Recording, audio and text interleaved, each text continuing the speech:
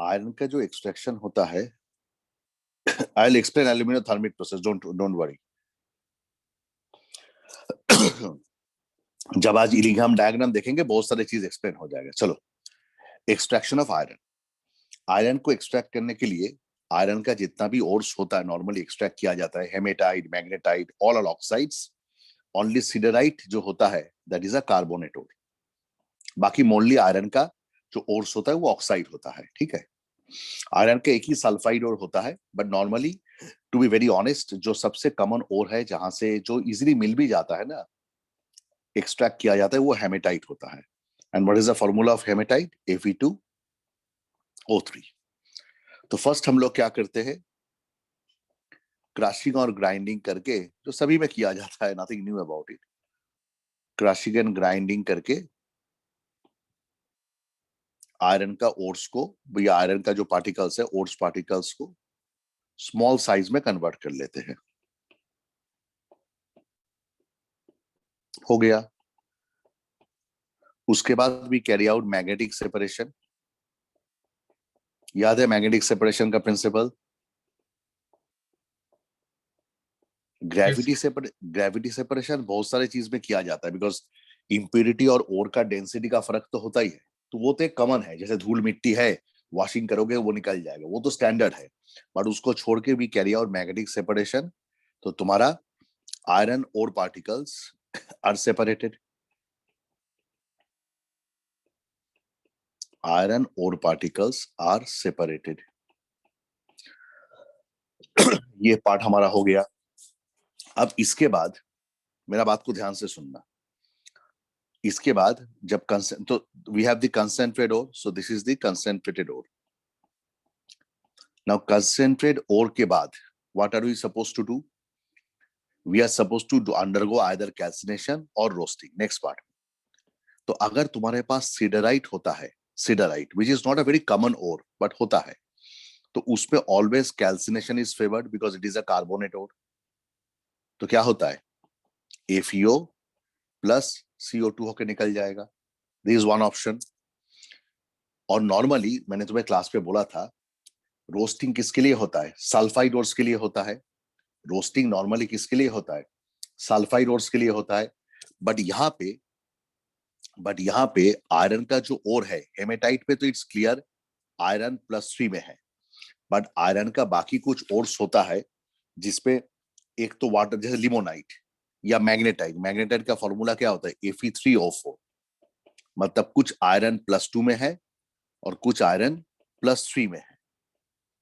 और लिमोनाइट में Fe2O3 के साथ वाटर ऑफ क्रिस्टलाइजेशन है, जो तुम कैल्सिनेशन करके हटा सकते हो।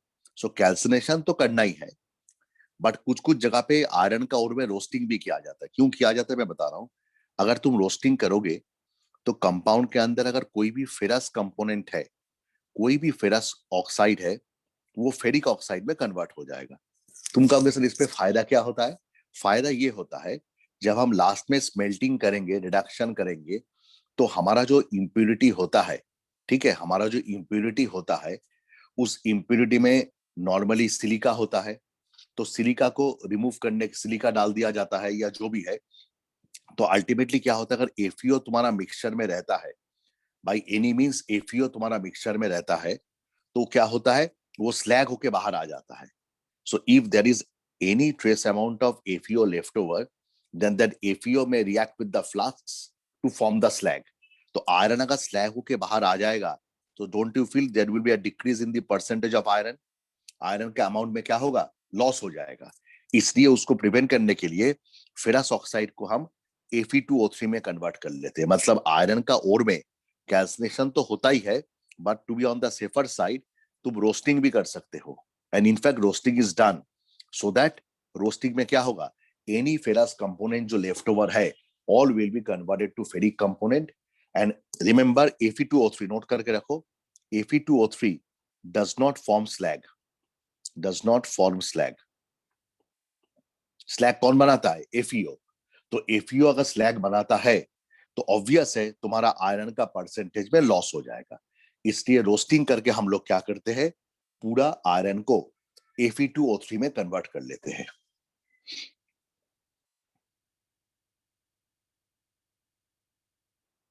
Noted?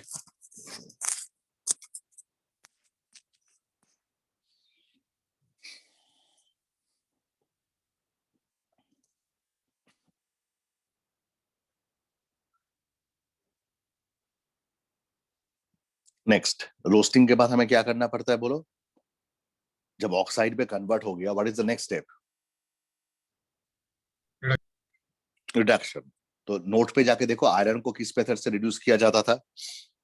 आयरन को किस मेथड से रिड्यूस किया जाता था? कार्बन रिडक्शन प्रोसेस से। एम आई राइट?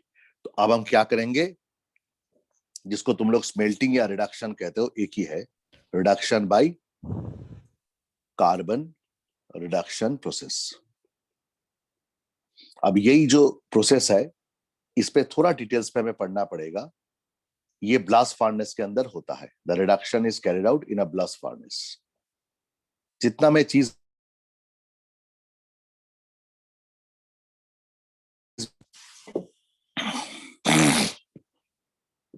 बाकी अगर इंप्योरिटीज होता भी है, सब लोग रोस्टिंग में, तो अगर कोई वोलेटाइल इंप्योरिटी है रोस्टिंग में तो फायदा है, वो निकल जाएगा, लॉस कहां पे होगा? ठीक है। और आयरन का और में कोई और मेटल तो होता नहीं है, मेनली सिलिका होता है और छोटा मोटा सल्फर फास्फोरस होता है। तो रोस्टिंग करने से डबल फायदा है, वो लोग भी अपना वोलेटाइल होकर निकल जाएगा, तो तुम्हारा कोई लॉस तो हो नहीं रहा है ना।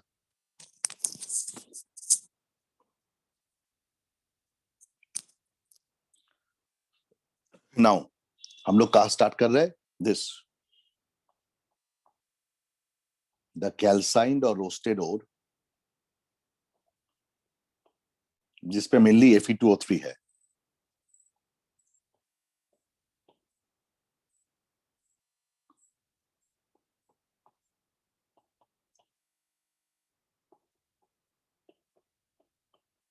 सर हाँ बोलो।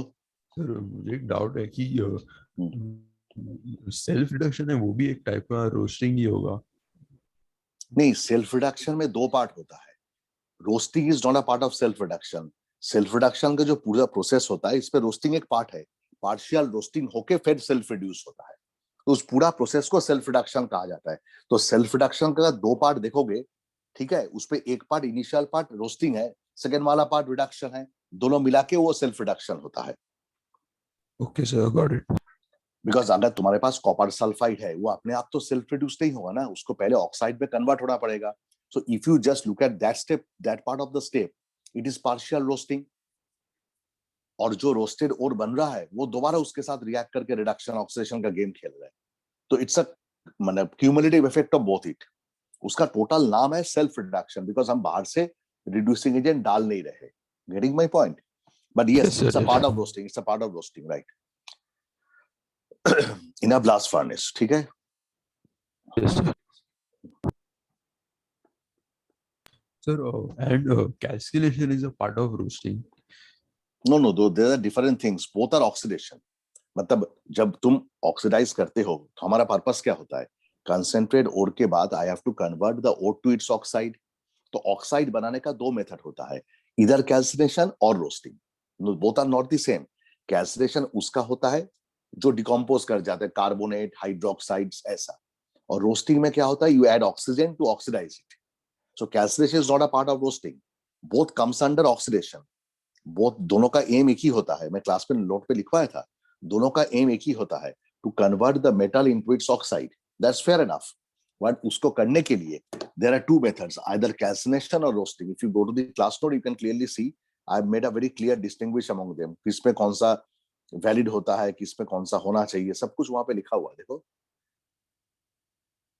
If you go Yes, to sir. the Got class it. note, हाँ हाँ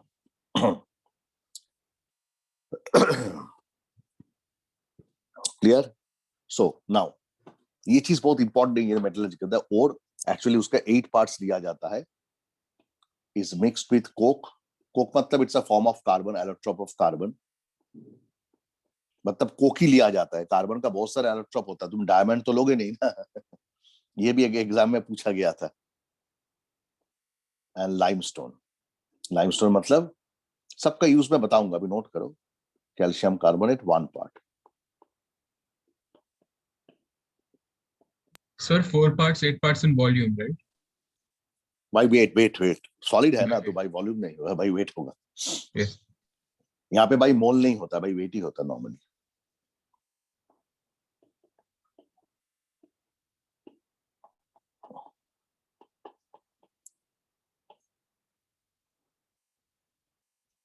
ये हमारा ब्लास्ट फर्नेस में जो इसको इंग्लिश में कहा जाता है चार्ज। चार्ज मतलब CHARG। चार्ज जो होता है, चार्ज का मतलब जो मटेरियल तुम फर्नेस पे डालते हो उसको नॉर्मली सिंपल इंग्लिश में चार्ज कहा जाता है। चार्ज मतलब जो मटेरियल तुम डालते हो। तो चार्ज के अंदर कौन आएगा? ओर आएगा, लाइमस्टोन आएगा और कोक आएगा। ये तीनों चीज को फर्नेस में डाल दिया जाता है। पहले इसको नोट कर लो, फिर हम लोग धीरे धीरे डिटेल्स में जाएंगे। Done sir. सबका यूज भी लिखना पड़ेगा।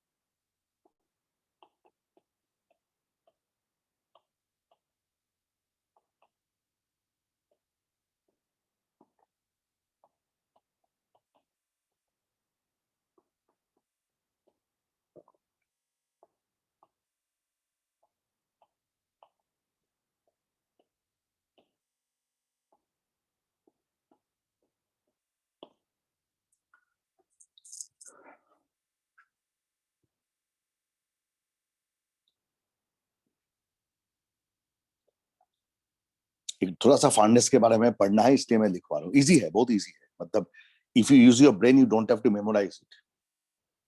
कोक का यूज क्या होता है? फ्यूल होता है, बिकॉज कोक जब बर्न करता है, एक्सोथर्मिक रिएक्शन है, तो हीट लिबरेट होता है। So it acts as a fuel also, it's a good fuel and also serves as a reducing agent, जो उसका मेन पर्पस होता है।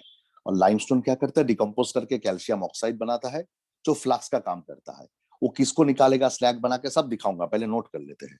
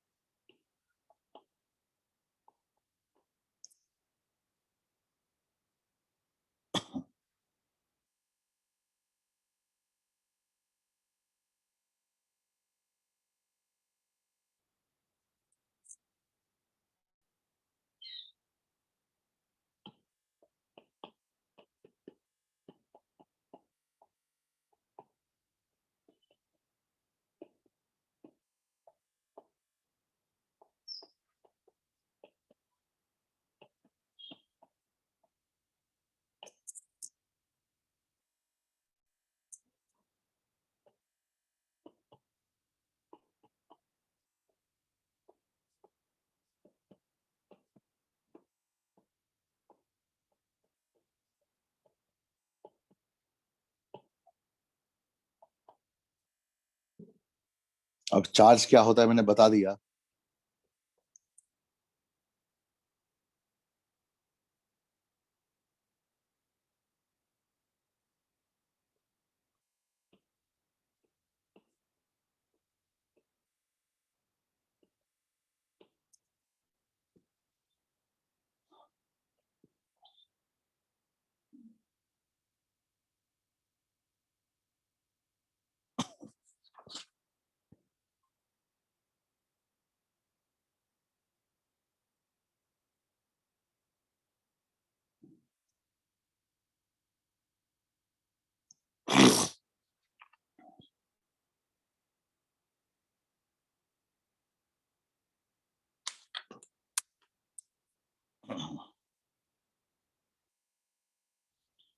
Noted, good. नाउ लेट्स, मैं ब्लास्ट फर्नेस का डायग्राम इसलिए ड्रॉ कर रहा हूँ, it's not about the diagram, you have to just know क्या होता क्या है, थोड़ा बहुत तो आइडिया होना चाहिए ना। This is the mouth of the blast furnace, top. मैं कोई बहुत बड़ा डायग्राम ड्रॉ करने वाला नहीं हूँ, जस्ट जैसे होता है शेप में वैसा ड्रॉ करके दिखा रहा हूँ। This is the lower part. ऐसा नहीं कि ट्रायंगुलर होता है, सिलिंड्रिकल टाइप का होता है, ठीक है। यहाँ पे जो यहां से जब आयरन बन जाएगा, molten iron will come out towards the lower part, और यहां से बहुत ही हाई टेम्परेचर में हॉट एयर, मतलब oxygen, very hot air blow किया जाता है टुवर्ड्स द लोअर पार्ट। तो ये जो सबसे लोअर पार्ट होता है, इसका कोई डेफिनेशन नहीं, कहां तक है, just to make you understand. ये जो लोअर पार्ट है, द ब्लू पार्ट, यहां से यहां, इसको हम लोग इंग्लिश में कहते हैं कंबशन जोन। कंबशन जोन, जिसका टेम्परेचर रफली रफली 2200 होता है, ठीक है, 2200 केल्विन होता है।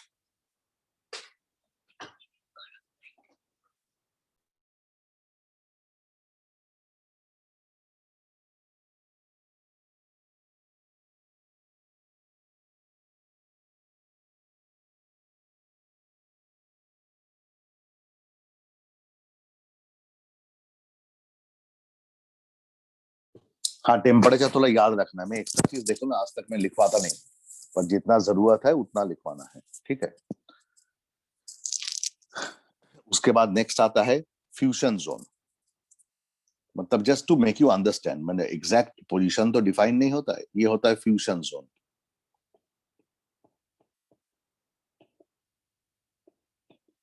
इसमें टेम्परेचर 1570 केल्विन होता है, मतलब क्वाइट हाई टेम्परेचर है फ्यूजन जोन।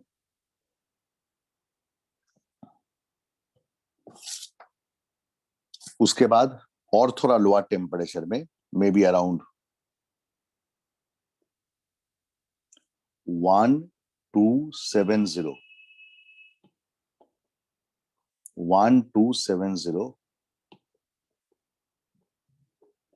केल्विन, ये होता है स्लैग फॉर्मेशन जोन, जहां पे स्लैग बनता है।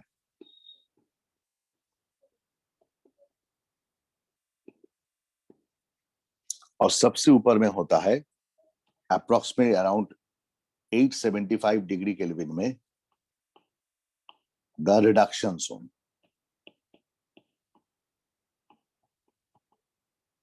तो एक्चुअली प्रिंसिपल क्या है, यहां से तुम चार्ज को डालोगे, चार्ज समझते हो, वो जो मिक्सचर था ओर प्लस कोक प्लस लाइमस्टोन, वो नीचे जाता रहेगा, और हॉट एयर धीरे धीरे क्या होगा, ऊपर जाता रहेगा।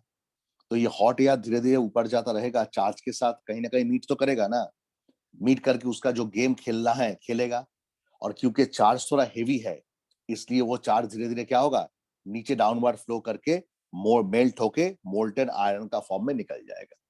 ये होता है ब्लास्ट फर्नेस का एक ओवरऑल आइडिया। बट इसके साथ साथ हमें ये भी याद रखना है, जैसे मैंने तुम्हें बोला था ना, चार्ज का कंपोनेंट क्या होता है। बाकी एक्सट्रैक्शन में मैंने इतना एम्फेसिस नहीं दिया था, तो यहाँ पे जब मैंने बोला 8 पार्ट्स है, 4 पार्ट्स है, तो क्लियरली तुम्हें ये चीज याद रखना है, ठीक है।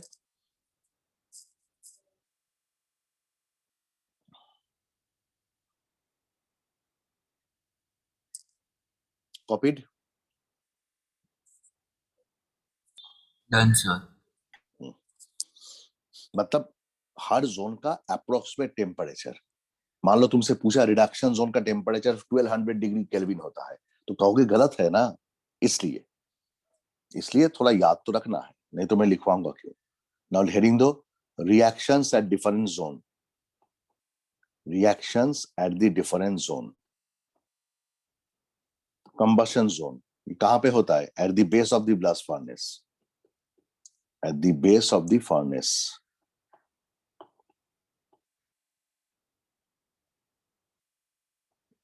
where the temperature is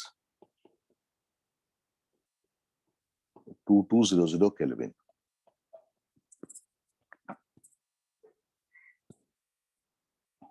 Coke burns with oxygen to produce CO2.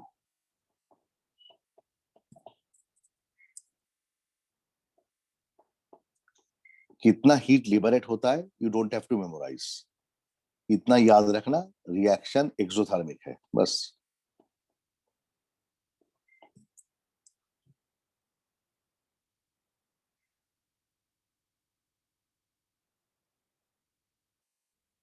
So the heat produced is used to maintain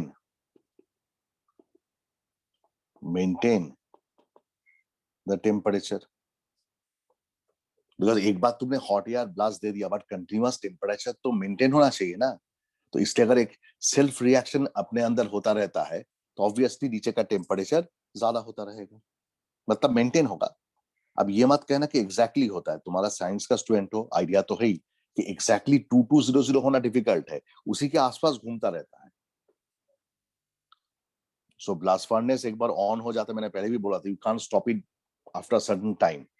जब तक काम चलता रहेगा, टेम्परेचर उतना हाई टेम्परेचर में उठाना अपने आप इज द कॉस्टली प्रोसीड्यूर, तो suddenly you can't stop it. चलो fusion zone. As carbon dioxide rises, gas है ना, ऊपर जा रहा है, as carbon dioxide rises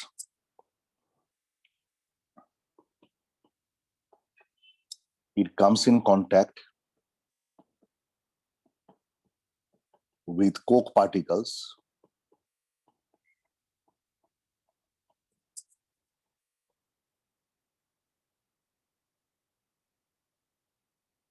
to form carbon monoxide.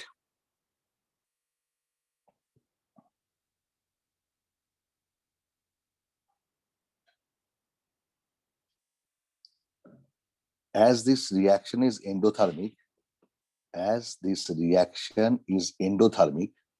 कौन सा, CO2 प्लस कार्बन का, as this reaction is endothermic, hence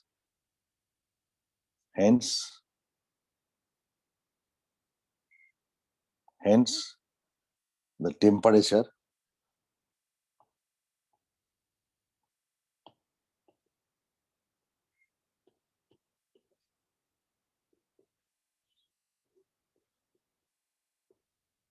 slightly decreases. Hence the temperature slightly decreases. Any Fe2O3 present here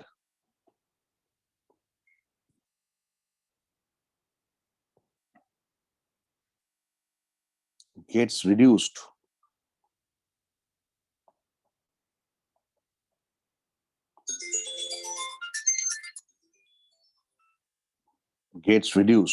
by coke to form iron.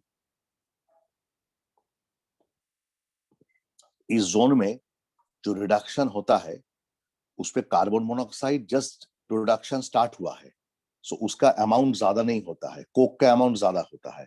तो इसलिए जो fusion zone है, इसमें जो iron का रिडक्शन होता है, that is mainly carried out bye Coke. जितना तुम धीरे धीरे ऊपर की तरफ जाते रहोगे, कोक का परसेंटेज कम हो जाएगा, बिकॉज वो रिएक्शन में पार्टिसिपेट कर रहा है। तो तब जो कार्बन मोनोऑक्साइड होता है वो रिडक्शन में पार्टिसिपेट करता है। That means on the lower part, जो तुम्हारा सो कॉल्ड फ्यूजन जोन है, वहां पे the reduction of ferric oxide is primarily carried out by क्या, the carbon, not by carbon monoxide. Note कर लो।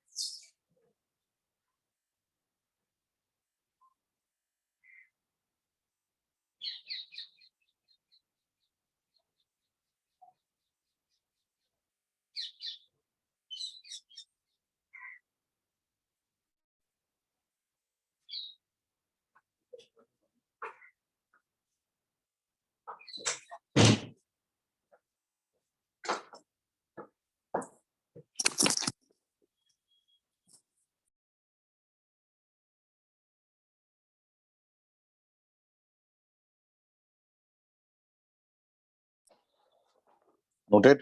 Right. Now comes the third part. कौन सा?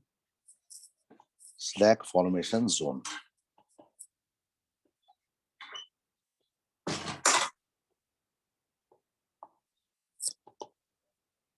It's approximately in the middle part of the furnace. It's in the middle part of the furnace.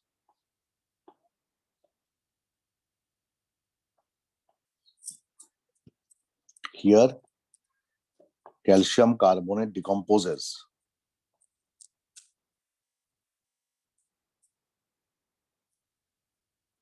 अरे बाबा वो carbon monoxide का production endothermic है, पर नीचे वाला तो एक्सोथर्मिक है ना, तो टेम्परेचर मेंटेन करने में क्या प्रॉब्लम है? इसलिए तो टेम्परेचर कम हो जा रहा है. Calcium carbonate decomposes to form lime and CO2. और ये जो लाइम बना, ये जो सिलिका इंप्योरिटी होता है, सिलिका सब में होता है, थोड़ा सा सिलिका, ये जो सिलिका की इंप्योरिटी होता है, इसको कैल्शियम सिलिकेट बना के स्लैग करके इसको निकाल देता है.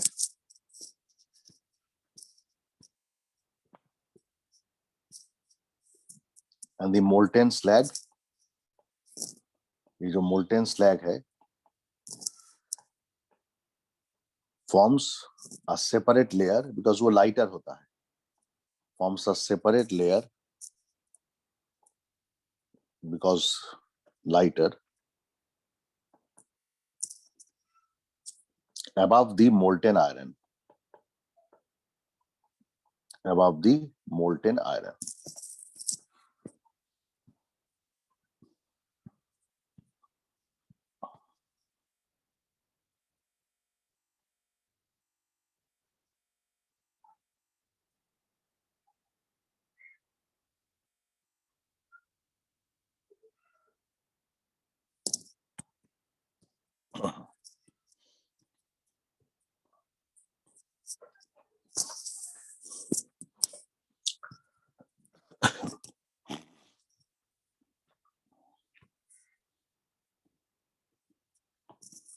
लास्ट में होता है the reduction zone at the top.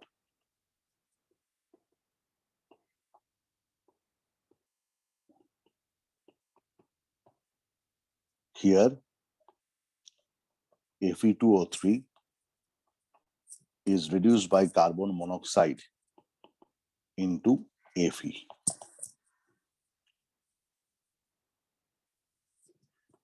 The iron thus produced moves down slowly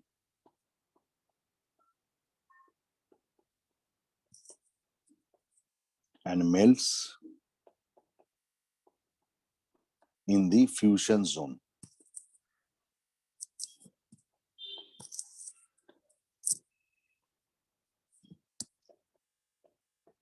But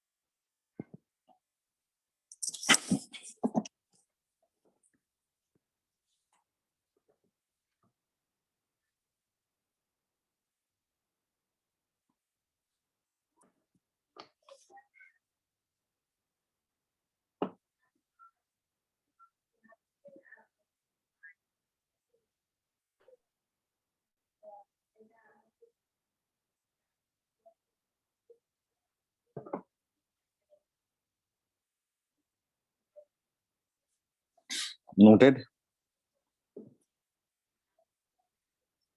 Yes, sir. तो बेसिकली पूरा चीज को हम छोटा लैंग्वेज में समेट ले इन अ सिंगल लाइन, तो बेसिकली हो क्या रहा है, let's put it very simply. मतलब इतना चीज तो हमें याद तो रखना अलग बात है, बट ये है सिंपल बात है, एकदम सिंपल हिंदी में। हमने चार्ज लगाया, अलग अलग जोन में अलग अलग टेम्परेचर है, और यहाँ पे छोटा छोटा होल होता है। ऐसा नहीं कि चार्ज पूरा ऊपर से बारिश की तरह पानी की तरह गिरेगा। यहाँ पे छोटा छोटा परफोरेटेड होल्स होता है, वहां से ये नीचे आता रहता है।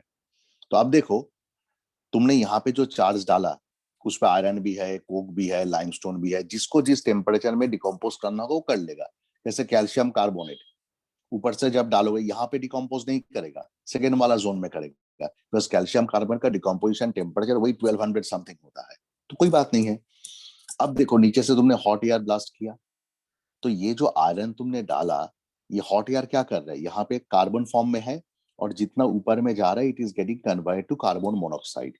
तो ये आयरन जब यहाँ पे लेयर में है, यहाँ पे जब कार्बन मोनोऑक्साइड पहुंच गया है, तो आयरन ऑक्साइड जो है वो डेफिनेटली कार्बन मोनोऑक्साइड के साथ रिएक्ट करेगा, क्यों नहीं करेगा।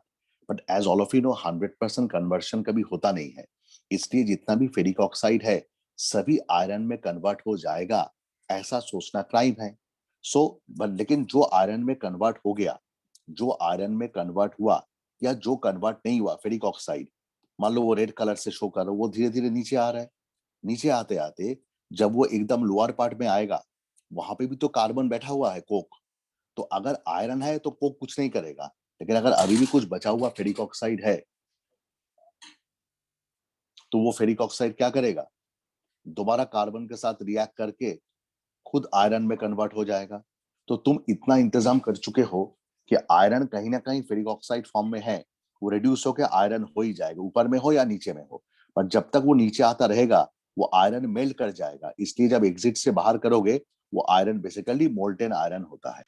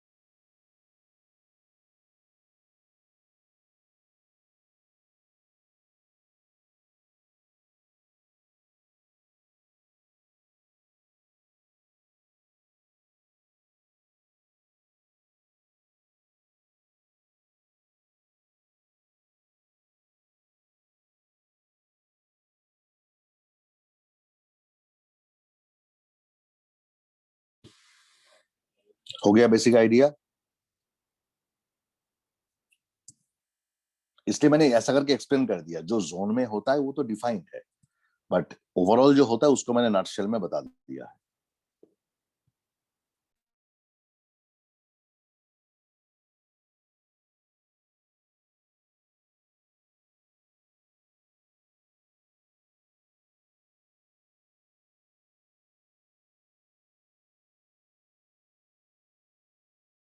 एल्युमिनियम का प्रोसेस तो मैंने बता दिया था। तो एल्युमिनियम का कार्बन रिडक्शन में होता है, नहीं होता है, इलेक्ट्रोलाइटिक रिफाइनिंग में होता है। तो ऐसा सवाल क्यों पूछ रहे हो, कार्बन रिडक्शन में जो मेटल्स का नाम बताया था वही तो इस पे होगा ना।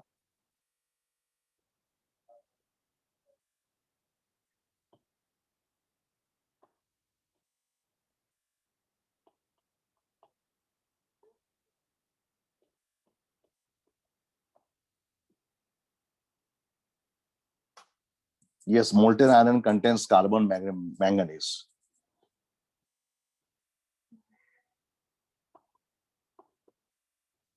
हर प्रोसेस का डेफिनेशन होता है, सब एलिमेंट सब प्रोसेस में नहीं होता है। इसलिए मैंने तुम्हें बता दिया था कौन सा एलिमेंट किस में होता है। इसके पीछे भी तो थर्मोडायनेमिक्स है, क्यों होता है। सो क्यों में नहीं जाके, I already explain to you which metals are reduced by which process.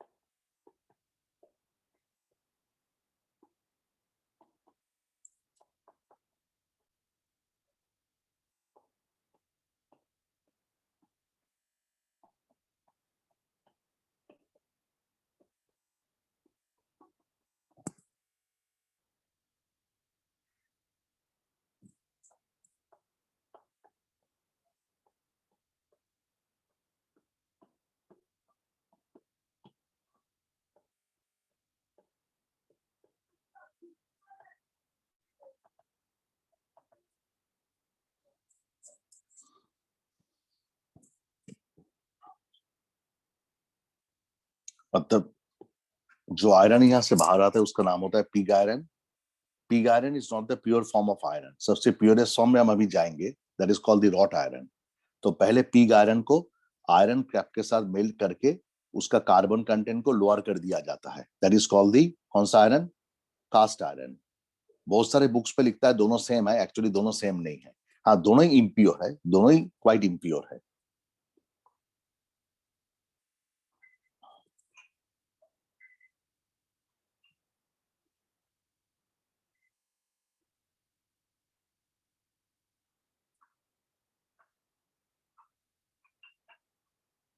Noted? Done, sir. Now we are coming to the purest form. मतलब आयरन निकल के आ जाता है. तुम्हें जैसा आयरन चाहिए वैसा करोगे. हर के लिए पैसा लगता है.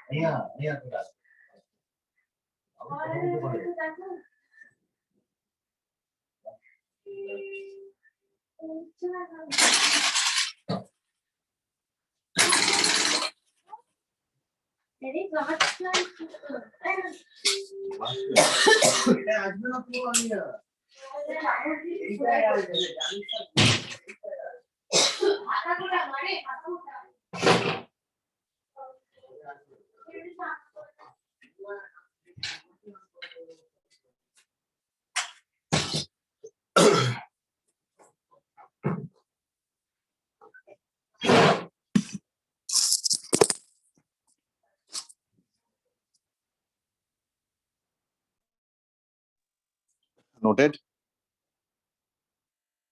और ये जो रॉट आयरन होता है, रॉट आयरन में ये जो रॉट आयरन होता है इस पे नोट करके रखो, impurities are less than 0.5%. और जो कार्बन कंटेंट होता है, carbon content that is between 0.1 to 0.15%, very low. So तुमसे अगर एग्जाम में पूछा जाता है which is the purest form of iron, that is obviously कौन सा आयरन है? The wrought iron.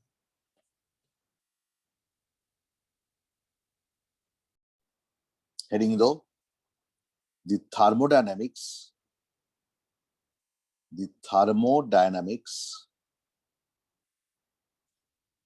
of oxidation of metal to metal oxides. That means metal जब metal oxide में convert होता है उसका जो गिब्स फ्री एनर्जी चेंज होता है डेल्टा जी, उसके साथ टेम्परेचर का जो ग्राफ होता है उस ग्राफ को ही इंग्लिश में कहा जाता है द इलिंघैम डायग्राम. यही डिसाइड करता है कौन रिड्यूस करेगा, किसको करेगा. सो बेसिकली इलिग्राम डायग्राम क्या है? मेटल, तुम कहोगे सर मेटल क्या ऑलवेज ऑक्साइड ही बनाएगा? नहीं भाई, क्लोराइड सल्फाइड भी बना सकता है, बट ज्यादातर मेटल क्योंकि ऑक्साइड फॉर्म में होता है, इसलिए हम जो भी डिस्कशन करेंगे all will be with respect to the oxides. Now मुझे एक चीज बताओ, एक मेटल है, बैलेंस नहीं कर रहा हूं मैं, मेटल का फिजिकल स्टेट क्या होता है? सॉलिड। उस पे तुमने ऑक्सीजन गैस डाला तो क्या बनेगा? मेटल ऑक्साइड बनेगा। अब उसका फॉर्मूला क्या होगा वो क्या मालूम है मुझे भाई? ऑक्सीजन का फॉर्मूला ऑक्साइड का वैलेंसी 2 होता है, ये तो पक्की बात है। मेटल का जो होगा देखा जाएगा। ये भी सॉलिड है, ये भी सॉलिड है। तो मुझे बताओ, अगर ये भी सॉलिड है, ये भी सॉलिड है, ये गैस है, तो entropy of product must be less than the entropy of the reactant. Reactant में गैस है, and as all of you know delta S क्या होता है? Product minus reactant. तो प्रोडक्ट का क्योंकि एंट्रोपी कम है, ऑक्साइड फॉर्मेशन का डेल्टा एस क्या होगा बोलो? नेगेटिव होगा। Understood all of you? Now कोई भी रिएक्शन फिजिबल कब होता है? जब उसका डेल्टा जी नेगेटिव होता है, जब उसका डेल्टा जी नेगेटिव होता है। Now we all know delta G is equals to delta H minus T delta S. Oxide formation का जितना भी रिएक्शन होता है, mostly all of them are exothermic with the metal. तो delta H by and large, delta H by and large क्या है? Negative है। क्योंकि डेल्टा एस नेगेटिव है, तो तुम नेगेटिव साइन को लेके अगर कैलकुलेट करोगे, that is minus T delta S, ये पूरा वैल्यू क्या हो जाएगा? पॉजिटिव। तो एक नेगेटिव और एक पॉजिटिव वैल्यू में फाइट होगा। जब टेम्परेचर लोअर होता है, ध्यान से सुनो, जब टेम्परेचर लोअर होता है, ये वैल्यू स्मॉल होगा, ये वैल्यू स्मॉल होगा, तो डेल्टा जी गारंटेड है क्या होगा? नेगेटिव होगा। बट जितना तुम टेम्परेचर को इंक्रीज करते रहोगे, उतना तुम्हारा T delta S term negative sign को लेके पूरा ये टर्म क्या होगा? पॉजिटिव का वैल्यू, पॉजिटिव तो पहले भी था, अब वो वैल्यू क्या होगा? बढ़ता रहेगा। बढ़ते बढ़ते एक समय आएगा, एक दूसरे को बैलेंस कर लेगा, उस समय डेल्टा जी क्या होगा? 0 हो जाएगा। और अगर टेम्परेचर को और भी हाई करोगे, टेम्परेचर को और भी हाई करोगे, तो ऑटोमेटिकली क्या होगा? डेल्टा जी, जब इन सीधे वन लाइन बात है, जितना तुम टेम्परेचर को इंक्रीज करते रहोगे, जितना तुम टेम्परेचर को इंक्रीज करते रहोगे, उतना डेल्टा जी का नेगेटिव वैल्यू छोटा होता रहेगा, होते होते 0 हो जाएगा। और एक टेम्परेचर के बियॉन्ड डेल्टा जी क्या हो जाएगा बोलो? पॉजिटिव हो जाएगा। मतलब उस टेम्परेचर के बियॉन्ड उसका ऑक्साइड फॉर्मेशन फिजिबल नहीं होगा, नॉन फिजिबल हो जाएगा। बस जितना तुम बढ़ाओगे, जितना तुम टेम्परेचर को बढ़ाते रहोगे, उतना डेल्टा जी का वैल्यू क्या होगा? नेगेटिव से कम होता रहेगा। Because as you increase the temperature, the value of delta G with negative sign will keep on decreasing and will tend to become 0. ऐसा डायग्राम, अभी डायग्राम मैंने ड्रॉ नहीं किया, ऐसा फिनोमेना सल्फाइड के साथ भी होता है, क्लोराइड के साथ भी होता है, बट क्योंकि हमारा सिलेबस में या इलिग्राम डायग्राम ऑलवेज ऑक्साइड के लिए ड्रॉ होता है, तो इसलिए मैंने जो भी एक्सप्लेन किया ऑक्साइड के रेस्पेक्ट में किया। नोट कर लो।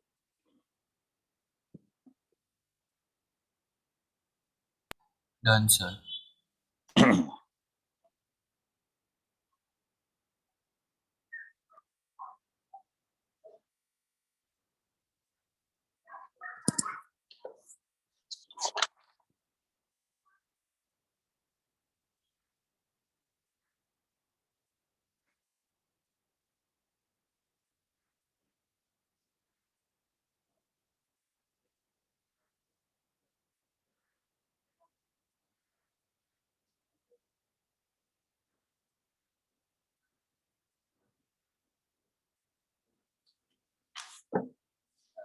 Got it? गुड। डायग्राम जब मैं ड्रॉ करूंगा, don't memorise the values. To explain you I will be putting some values and drawing the diagram, but basically हमें वैल्यूज के ऊपर जोर नहीं देना है, कॉन्सेप्ट के ऊपर जोर देना है. वाई एक्सिस पे कौन है? Delta G. इस पे कौन है? Temperature. Please don't copy it now, try to understand now. जितना भी इलिंघाम डायग्राम का ग्राफ तुम ड्रॉ करोगे, उसका first point delta G values, delta G versus T का लाइन का जो स्लोप है, it will be a positive slope और it will be upward. Why upward? Since, ये चीज लिख लो तुम लोग, since delta G becomes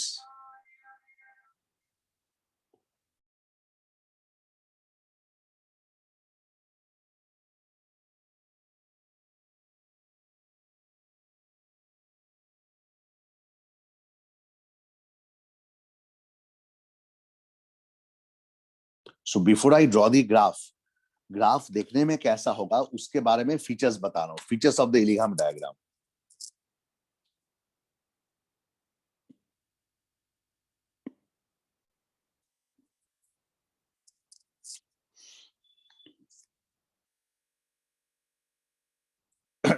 feature number 1 note कर लिए?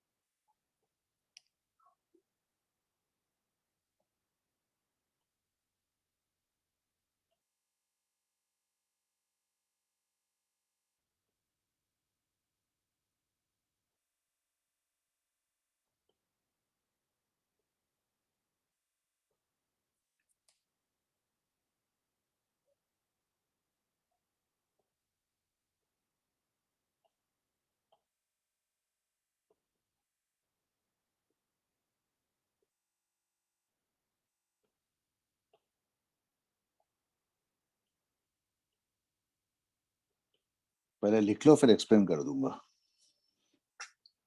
फर्स्ट पॉइंट में क्या बोला? डेल्टा जी के साथ जो टी का ग्राफ है, it will be a straight line with positive slope. Obviously positive slope होगा बिकॉज डेल्टा एस नेगेटिव है. मतलब टेम्परेचर जितना इंक्रीज करते रहोगे एक्स एक्सिस में, उतना डेल्टा जी का वैल्यू, मान लो डेल्टा जी का वैल्यू 0 पे है, ये मैक्सिमम नेगेटिव है, धीरे धीरे नेगेटिव वैल्यू कम होता रहेगा. First point I think is clear. दोनों पॉइंट पहले लिख लो.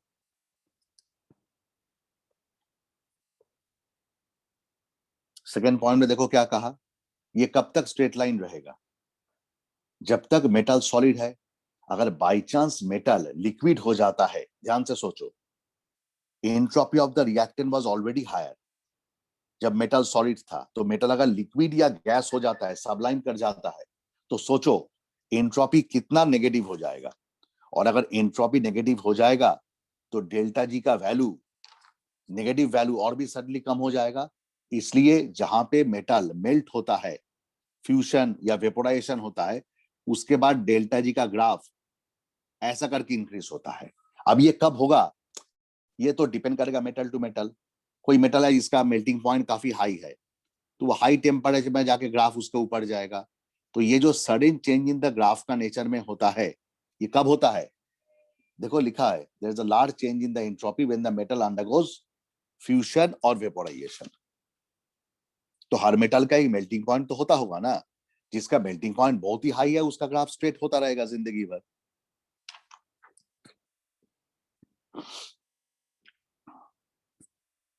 Noted the second point? Yes, sir. Because जब मैं ग्राफ ड्रॉ करूंगा, ग्राफ तो ड्रॉ कर दूंगा, but you need to understand what does the graph signify. That's the most important part. What does the graph signify?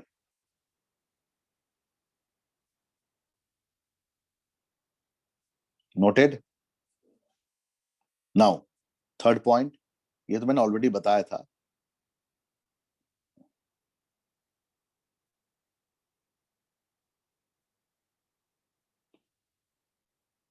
Third point लिखो. with continuous increase in temperature, a situation will come. A situation will come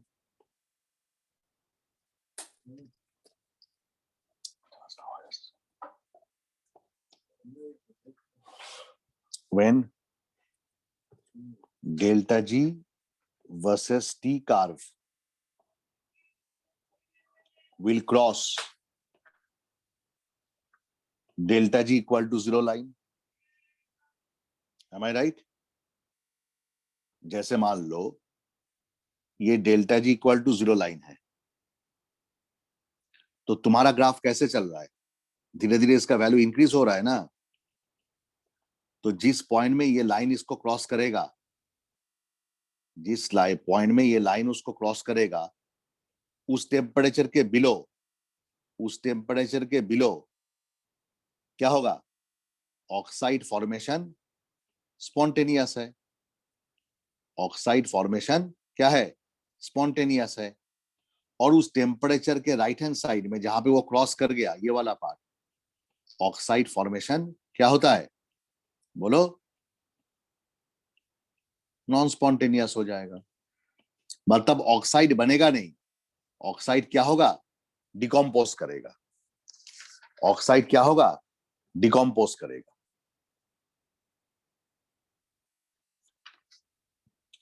अच्छा, तुम लोग तो chemistry पढ़े हो. Can you name 2 oxides जो बैठे बैठे डिकम्पोज कर जाते हैं? बैठे बैठे मतलब फ्रिज के अंदर नहीं, but at very low temperatures, जिसका ऑक्साइड कभी बनता ही नहीं है.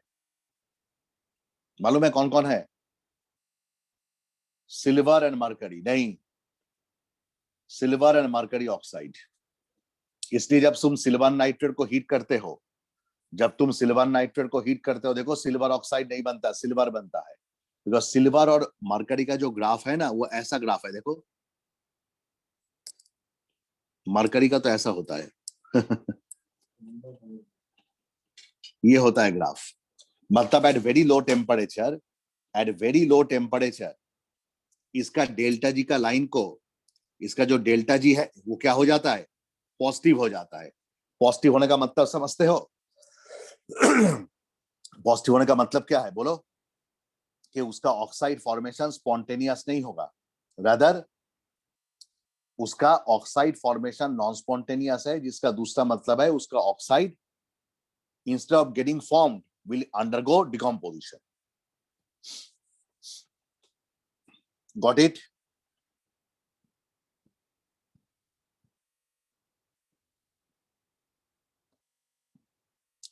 All of you are understanding? Yes, sir. And last and the famous point. Point number 4. यहीं से क्वेश्चन आता है, यही पॉइंट से. इसका जवाब तुम्हें मालूम है, फिर भी बता दूंगा. एनी मेटल, एकदम important line, would reduce the oxide of other metals, would reduce the oxides of other metals which lie above it in the diagram. जैसे 2 मेटल है, ये डेल्टा जी 0 है, तो नीचे की तरफ नेगेटिव है. मान लो ये 1200 है, ये -1000 है, ये -600 है, लाइक दैट. तो एक मेटल का ग्राफ देखो ऐसा है, और एक मेटल का ग्राफ ऐसा है. मान लो मेटल का नाम है M, इस मेटल का नाम है N. तो मैंने तुम्हें क्या कहा? The metal M will reduce the oxide of other metals which lie above it. ठीक है. जैसे मान लो ये एल्युमिनियम है, ठीक है, एल्युमिनियम और एल्युमिनियम ऑक्साइड का ग्राफ है, और ये क्रोमियम और क्रोमियम ऑक्साइड का ग्राफ है। तो as per the language given, aluminium will reduce chromium, यही तो एल्यूमिनोथर्मिक प्रोसेस में होता है ना। अब उसका आंसर तो इलिंघम डायग्राम से आ गया। तुम कहोगे सर इसको आप प्रूफ करके दिखाइए। दोनों का इक्वेशन लिखो, अपने आप आंसर आ जाएगा। जैसे देखो मैं तुम्हारे सामने लिख रहा हूं, aluminium plus O2 equals to Al2O3। इसका डेल्टा जी कितना है, -1200, है ना।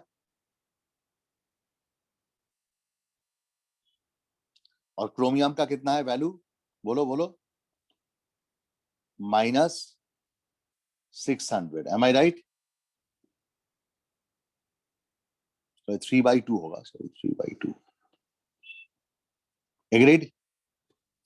तो तुम्हें कौन सा रिएक्शन चाहिए, ये रिएक्शन चाहिए। तो दोनों इक्वेशन को ऐड करोगे या सबट्रैक्ट करोगे, बोलो। सबट्रैक्ट करोगे, तो जब सबट्रैक्ट करोगे इस रिएक्शन का डेल्टा जी क्या होगा, -1200 माइनस ऑफ -600। तो वैल्यू नेगेटिव आ रहा है या पॉजिटिव आ रहा है, बोलो जल्दी बोलो। नेगेटिव। नेगेटिव आ रहा है, मतलब ये रिएक्शन क्या हो रहा है, स्पॉन्टेनियस हो रहा है। तो ये जो लाइन मैंने लिखवाया था, जो नीचे मेटल है वो ऊपर वाला को रिड्यूस करेगा, ये कोई न्यूटन्स का लॉ नहीं है, सिंपल थर्मोडायनेमिक्स है, प्रूफ करके दिखा दिया। सो जो मेटल नीचे होगा, जिस टेम्परेचर तक वो नीचे होगा, वो दूसरे को क्या करेगा, रिड्यूस करेगा। हो गया, स्टोरी खत्म। ये पॉइंट सबसे इंपॉर्टेंट पॉइंट है।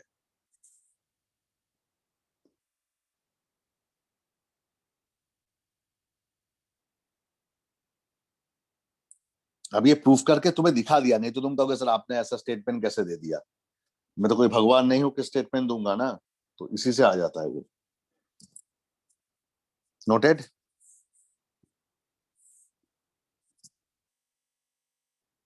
Yes sir. बाकी सब लोग को समझ में आ रहा है?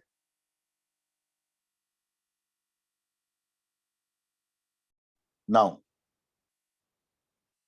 मैं एक इलिगाम डायग्राम ड्रॉ कर रहा हूं, तुम्हें वैल्यूज याद नहीं रखना है, वो मैं ड्रॉ करके दूंगा, डोंट वरी।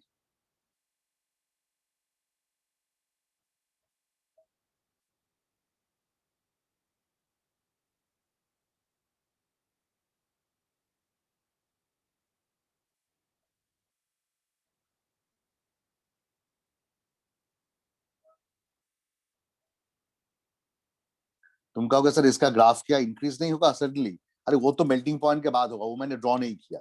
ठीक है, जहां पे होगा होगा, देखा जाएगा।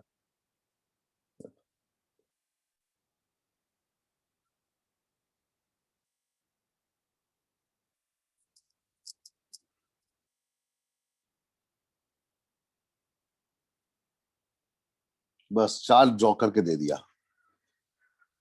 अब मुझे बताओ कैल्शियम किस किस ऑक्साइड को रिड्यूस करेगा, बोलो।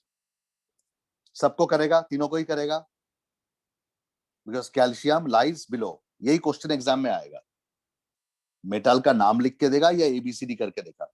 सो कैल्शियम कैन रिड्यूस किसको, बोलो। Al2O3, Cr2O3 and nickel oxide. Aluminium किसको रिड्यूस करेगा, chromium oxide and nickel oxide, right. और क्रोमियम ऑक्साइड किसको रिड्यूस करेगा, निकेल को। बट निकेल ऑक्साइड जो 4 मेटल है उस पर किसी को रिड्यूस नहीं कर पाएगा, उस पर किसी को रिड्यूस नहीं कर पाएगा।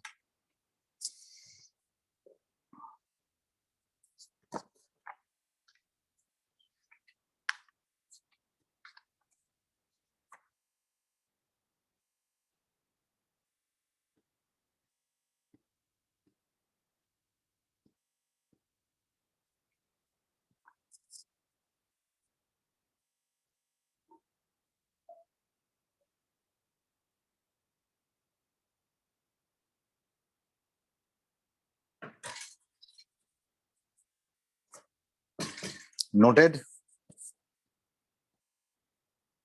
Yes, sir. अब देखो, ये जो कार्बन का स्टोरी होता है, कार्बन जब किसी को रिड्यूस करता है, कार्बन कार्बन का बात कर रहा हूं, तो कार्बन दो कंपाउंड बनाता है। एक तो CO2 बनता है और एक COB बनता है।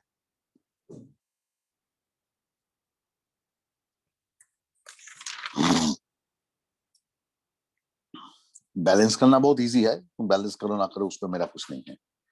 अच्छा, एक चीज अजीब देखोगे यहाँ पे, ये सॉलिड है, ये भी सॉलिड है,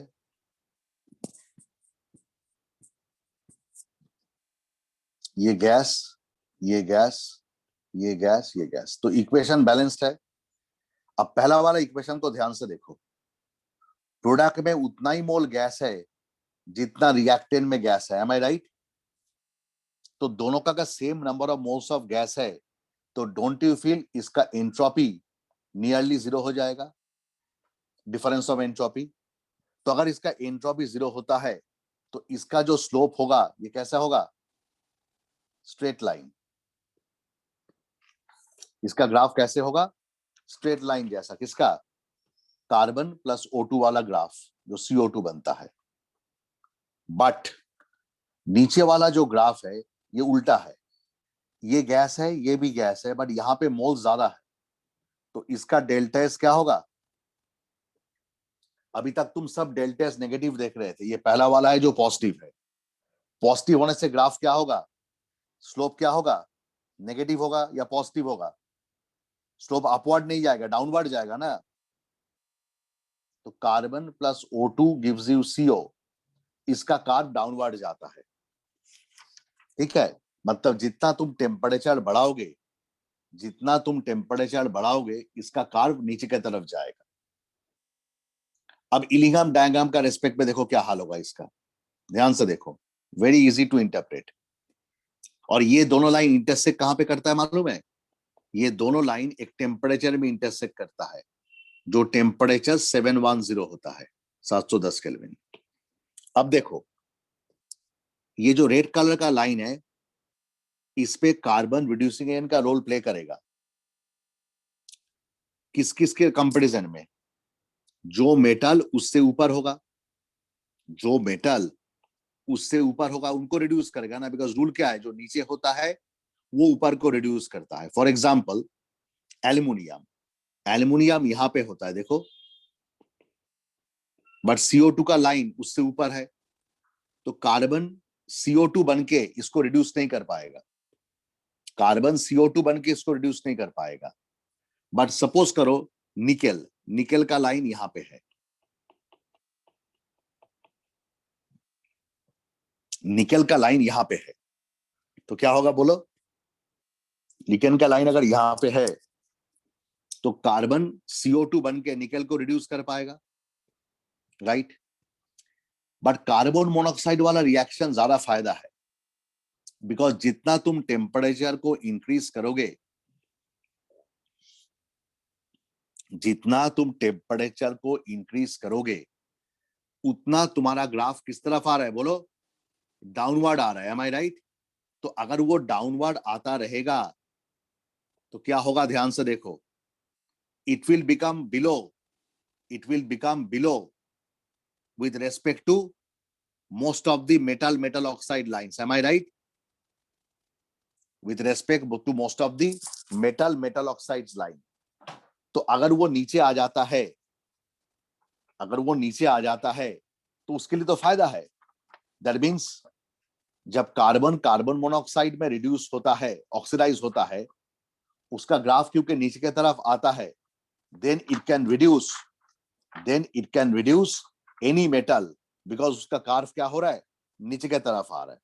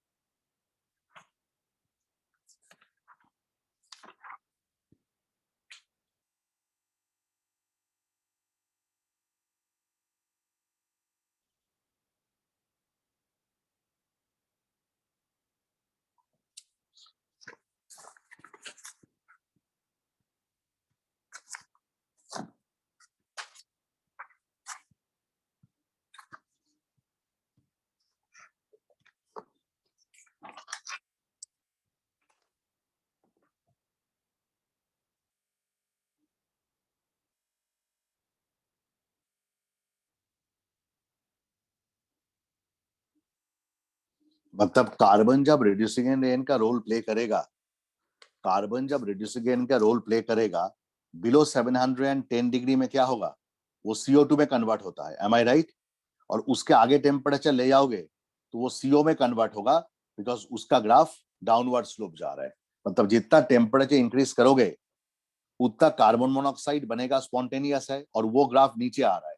तो कार्बन जब कार्बन मोनोऑक्साइड में कन्वर्ट होगा, कार्बन जब कार्बन मोनोऑक्साइड में कन्वर्ट होगा, तो obviously it will act as a better reducing agent at high temperature.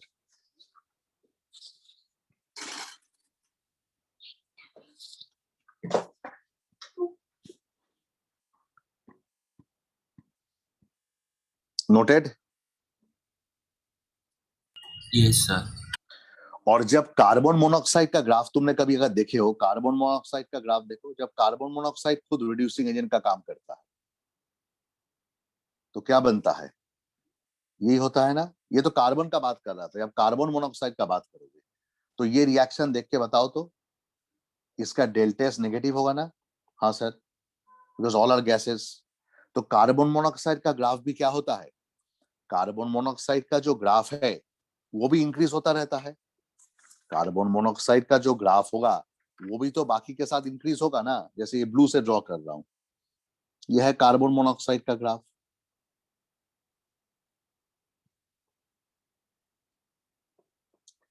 अब देखो, अब मुझे बताओ कौन बेटर रिड्यूसिंग एजेंट है, कार्बन या कार्बन मोनोऑक्साइड? तो यहां पे क्या होता है, जो नीचे होता है जो नीचे होता है, ध्यान से मेरा बात को सुनो, बाकी ग्राफ को भूल जाओ, let's draw the final one. देखो ये एक मेटल है, ध्यान से देख लो, एकदम क्लियर हो जाएगा। ये और एक मेटल है, कोई भी हो, मेरा क्या जाता है उसमें। ये निकेल है।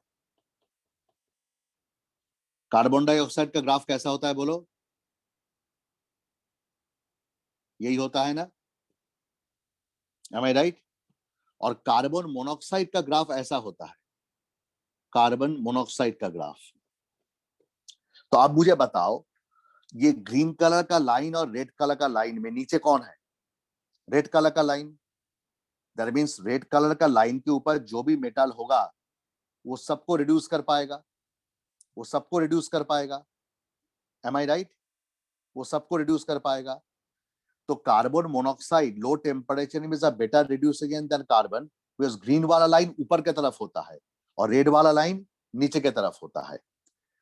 अब कार्बन जब देखो, ये प्रॉब्लम कार्बन को क्यों हो रहा है, बिकॉज कार्बन कार्बन डाइऑक्साइड में जा रहा है, लेकिन जिस दिन कार्बन कार्बन मोनोऑक्साइड में जाएगा उसका ग्राफ क्या होगा, नीचे की तरफ आता रहेगा।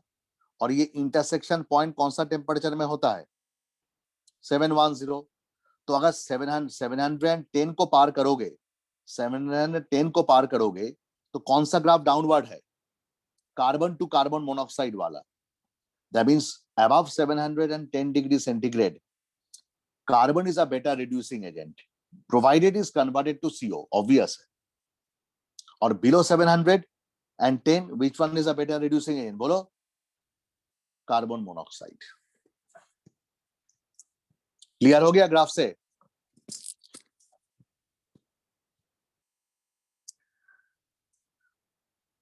बस, बिकॉज कार्बन टू CO2 का ग्राफ फ्लैट होता है और वो काफी ऊपर की तरफ लाई करता है, it lies quite at the top.